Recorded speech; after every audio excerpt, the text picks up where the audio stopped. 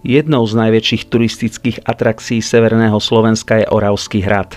Likavský hrad, stojaci v severozápadnom cipe Liptova, sa po prvý raz spomína v roku 1315. Jeho výstavba sa začala kvôli stráženiu priechodu cez Váh a významnej obchodnej cesty, ktorá viedla z Považia na Oravu a ďalej do Poľska. Strečno je rekonštruovaná zrúcanina stredovekého hradu nepravidelného pôdorysu, rozvíjajúceho sa okolo centrálneho jadra. Brekov alebo Brekovský hrad bol stredoveký hrad, ktorého ruíny možno ľahko sledovať pri ceste medzi mestami Strážske a Humenné. Spišský hrad je zrúcanina hradu, ktorá zaberá vrchol Travertínovej kopy, Spišský hradný vrch.